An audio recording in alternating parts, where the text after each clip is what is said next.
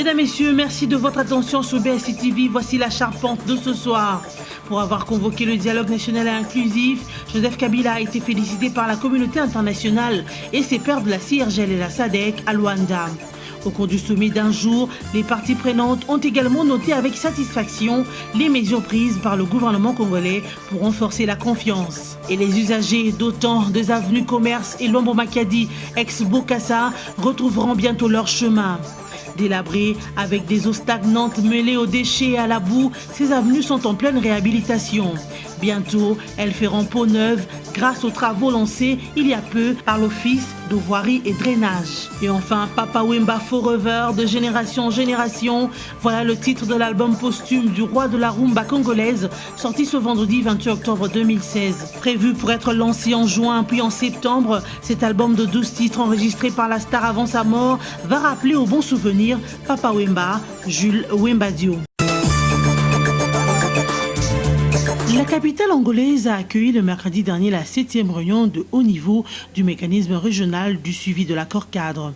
Appuyé par l'Union africaine, ces assises ont été présidées par Eduardo dos Santos, le président d'exercice de la CIRGL. 5 chefs d'État de la SADC ont fait leur entrée dans cette salle du sommet, notamment Eduardo dos Santos, hôte du sommet, Idriss Déby Itno, président de l'Union africaine en exercice, Denis Sassou Nguesso du Congo-Brazzaville, Edgar Lungu du Zambie et Joseph Kabila Kabange avec sa délégation de la République démocratique du Congo. Différents orateurs se sont succédés à la tribune de ce sommet en présence de Nkosazana Zuma, présidente de la Commission de l'Union africaine. Ayant pris la parole, Saïd Djinit, envoyé spécial des Nations Unies pour la région de Grand Lac, premier intervenant à aborder des questions sécuritaires et de développement qui concernent l'évolution de la sous-région et de l'Afrique entière. Après avoir invité les acteurs politiques au calme, l'orateur principal, Eduardo dos Santos, s'est dit totalement comblé que les travaux du dialogue de Kinshasa se soient tenus avant ces assises, félicitant ainsi le président de la RDC de l'avoir convoqué. Des félicitations que réitère Idriss Déby, le président de l'Union africaine, mettant à son tour l'accent sur la nécessité d'une paix durable. Ici de noter que Dem Kodjo, le facilitateur au dialogue de la RDC, a été remercié à cette occasion devant les invités venus de 4 coins du monde, ainsi que la délégation qui a accompagné le chef de l'État de la RDC. Juste après ce sommet, le chef de l'État congolais Joseph Kabila Kabange s'est entretenu avec le vice-président sud-soudanais. Les pays membres de la CIRGL ont lancé lors du sommet tenu mercredi dernier dans la capitale angolaise un appel aux pays de la région et d'Afrique australe pour renforcer de nouveau un bataillon à la mission de l'ONU en RDC. Cet appel lancé a croisé la volonté de l'Angola et du Congo-Brazzaville qui s'y sont engagés à envoyer des soldats supplémentaires d'ici la fin de l'année. La CIRGL et la SADC ont, au cours de ce sommet, abordé les questions relatives à la consécration de l'accord politique signé à Kinshasa entre le pouvoir et une partie de l'opposition et celle en rapport avec la sécurité en RDC. L'objectif est de renforcer les opérations menées contre les forces négatives en RDC en étroite collaboration avec Kinshasa, vu que la RDC est dominée par une crise politique profonde liée au report de la présidentielle qui devrait se tenir en 2016. Pour maintenir la paix et la sécurité en RDC, et en rapport avec la demande de la CIRGL et la SADC, les casques bleus seront renforcés de cette manière pour neutraliser les différents groupes armés nationaux et étrangers et seront autorisés à recourir à la force de manière offensive. Voulu pour 48 heures après la réception du rapport final du dialogue par le chef de l'État Joseph Kabila Kabange, le comité de suivi de l'accord politique sera bientôt mis en place. Les tractations se poursuivent quant à ceux dans les états-majors de différentes parties prenantes aux travaux du dialogue. Selon la radio Okapi, côté opposition, la situation semble avancer. Déjà 7 noms de personnalités sont connus, parmi lesquels une femme. Et à la majorité présidentielle, certains noms sont déjà connus et avancés.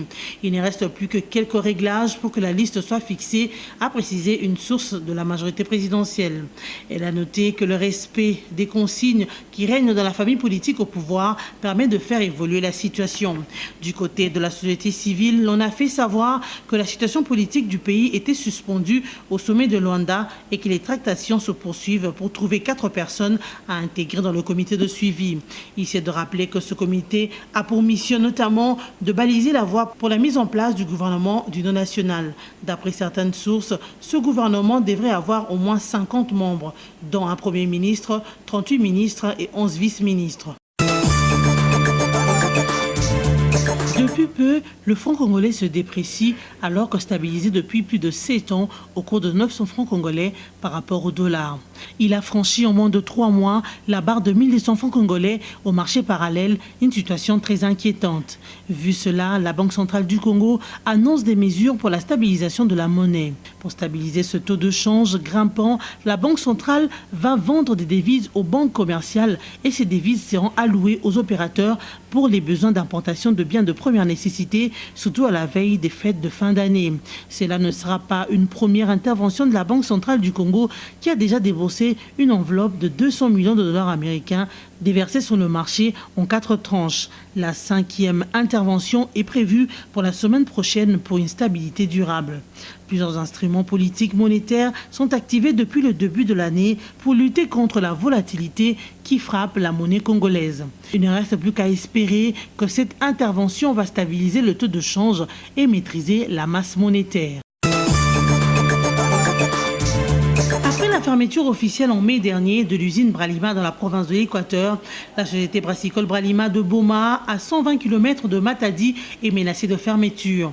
Jean-Marie Vianney Bomboro, directeur du siège de cette entreprise, a déploré au cours d'une récente rencontre avec les députés provinciaux la situation économique difficile dans le pays, mais surtout dans le Congo central. Mais aussi la diffusion de fausses rumeurs, la concurrence déloyale, la manipulation des consommateurs contre la Bralima et tant d'autres. Ici de noter que selon Jean-Marie Vianney, la Bralima ne parvient plus à couvrir toutes les charges liées à la gestion d'une industrie brassicole digne de son rang. Cette difficulté de gestion fait suite au poids de la fiscalité, des taxes contestables, le pouvoir d'achat faible de la population, l'état des routes défectueux pour ne citer que cela. De leur côté, les élus du Congo central, préoccupés par cette situation, promettent de s'investir pour trouver une solution dans un bref délai. Selon la Bralima, cette fermeture de l'usine d'ici le 1er décembre 2016 ne va pas perturber ses activités commerciales dans la province. Ces boissons seront toujours disponibles et la ville de Boma ne restera qu'un pool de commercialisation de la production de Kinshasa. Les avenues Commerce et Luambo Makiadi ex-Bokassar dans la commune de la Gombe feront bientôt peau neuve. Depuis 2 jours, les travaux de ces avenues situées en plein centre-ville de Kinshasa ont été lancés par l'Office de voirie et drainage en collaboration avec certaines entreprises chinoises de construction. Sur le lieu, on y trouve déjà quelques engins de construction, notamment les pelles manuelles, une pelle hydraulique et les marteaux. Les ouvriers sont encore à l'étape du décapage pour ensuite rembler le sol. L'OVD absorbe l'eau stagnante sur ces avenues avec du sable. Certains agents ont barricadé le chemin à toutes les eaux externes des avenues Commerce et ex-Bokassar. Sachez aussi que ces travaux seront étendus jusqu'à l'avenue Kabambaré et vers l'hôpital ex-Mamayemo. Cependant, l'on évoque le manque de caniveaux sur les avenues ex-Bokassa et Commerce, une réalité qui entraîne cette détérioration répétitive. Les riverains de ce coin demandent à l'Office de voirie et drainage d'emmener à bon port ces travaux, surtout que ce n'est pas la première fois qu'ils prennent ces genres d'initiatives. Mais il faut que tu aies ba bongisa po esuka wapi po tindeke ba sala tomoni panneau pédagogique te o ba tiaka wala pena kete po to yeba kete musala oyo o ba sala to ko sala ngoyo ko mati place boy. Il est de noter que ces travaux sont à la charge du gouvernement provincial de Kinshasa. La population demande cependant qu'il soit affiché un tableau pédagogique indiquant le maître d'ouvrage, la durée et l'étendue des travaux. Une question d'assurance sur l'exécution de ces travaux. Après Abidjan et Yamoussoukro, Alassane Dramane Ouattara, président de la Côte d'Ivoire, est à Bouaké depuis ce jeudi pour mobiliser la population pour le oui à la nouvelle constitution. Par contre, à quelques jours du référendum constitutionnel qui aura bel et bien lieu le dimanche 30 octobre 2016, l'opposition se dit vent debout contre le texte de la future constitution validée par les députés en séance plénière de l'Assemblée nationale ivoirienne. Elle refuse de participer aux élections, voire même empêcher le vote. Ces militants de l'opposition ivoirienne disent être en colère contre le projet de la nouvelle constitution qui, selon eux, détient en son sein beaucoup de grandes graines. On ne va pas voter, assure l'un de ses détracteurs. Il se de noter que cette coalition de l'opposition menée par l'aile d'un du Front populaire ivoirien ajoute qu'il n'est pas question d'aller voter ce dimanche. De son côté, Alassane Dramane Ouattara continue de faire appel aux Ivoiriens de voter oui à ce référendum. Face à cette situation, la population ivoirienne se pose la question de savoir quel sera le taux de participation au référendum de ce dimanche 30 octobre. L'association des amis de Ghislaine Dupont et Claude Verlon, journalistes français de RFI assassinés il y a 3 ans au Mali, a exprimé ce regret ce jeudi 27 octobre en ce qui concerne les zones d'ombre qui continuent toujours à entourer le mobile et les circonstances de ce drame. Au cours d'une conférence de presse à Paris, en la mémoire de 2 journalistes de RFI, le porte-parole de l'association Pierre-Yves Schneider a exprimé ses interrogations. Qui sont les tueurs et les commanditaires? Quelles sont les circonstances de cet assassinat et pourquoi? Selon Pierre-Yves Schneider, les centaines de documents qui ont été déclassés par le ministère de la Défense française furent des éléments tronqués parce qu'ils constituaient beaucoup de passages blanchis et raturés. Cette association a aussi évoqué le cas de 2 Français enlevés toujours au Mali en 2011, Serge Lazarevic et Philippe Verdon. Un cas dont a parlé le président français François Hollande en novembre 2013, 4 jours après le double assassinat des journalistes de RFI. Philippe Verdon, dont la mort avait été annoncée par Al-Qaïda au Maghreb islamique en mars 2013. Toutes les pistes sont ouvertes dans l'affaire Dupont et Verlon, où il y a des choses cachées, affirme le président de l'association. Une des hypothèses retenues par l'association assérait que le commando qui a enlevé et tué les journalistes aurait pu être impliqué dans les négociations en cours pour libérer Serge Lazarevic, qui a retrouvé sa liberté en 2014. Il se de noter que Ghislaine Dupont, âgée de 57 ans, et Claude Verlon, 55 ans d'âge, ont été enlevés à Kidal, au nord du Mali, par des hommes armés le 2 novembre 2013 lors d'un reportage. Les 2 corps ont été retrouvés 2 heures après le rap à 12 km de Kidal par des militaires français qui avaient été alertés de l'enlèvement. Les terroristes AQMI avaient donc revendiqué leur assassinat.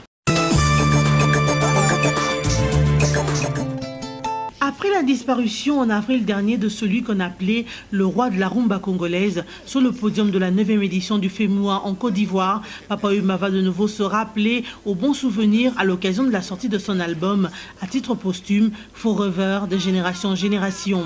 Un album de 12 titres enregistré avant la mort de l'artiste.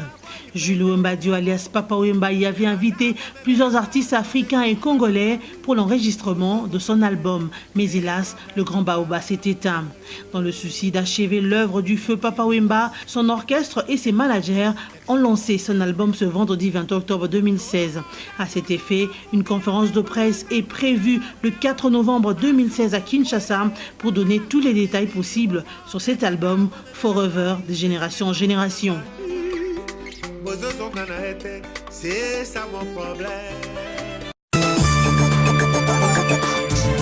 C'en est fini pour ce soir. Mesdames, Messieurs, voici les rappels des grands titres. Pour avoir convoqué le dialogue national et inclusif, Joseph Kabila a été félicité par la communauté internationale et ses pairs de la CIRGL et la SADC à Luanda. Au cours du sommet d'un jour, les parties prenantes ont également noté avec satisfaction les mesures prises par le gouvernement congolais pour renforcer la confiance. Et les usagers d'autant des avenues Commerce et Lombo Makadi, ex-Bokassa, retrouveront bientôt leur chemin. Délabrées avec des eaux stagnantes mêlées aux déchets et à la boue, ces avenues sont en pleine réhabilitation. Bientôt, elles feront peau neuve grâce aux travaux lancés il y a peu par l'Office de voirie et drainage. Et enfin, Papa Wemba Forever de Génération en Génération. Voilà le titre de l'album posthume du roi de la rumba congolaise, sorti ce vendredi 28 octobre 2016. Prévu pour être lancé en juin puis en septembre, cet album de 12 titres enregistré par la star avant sa mort va rappeler au bon souvenir Papa Wemba, Jules Wembadio. Ce journal est complètement terminé. Merci de l'avoir suivi et bonne suite au programme sur BSI TV.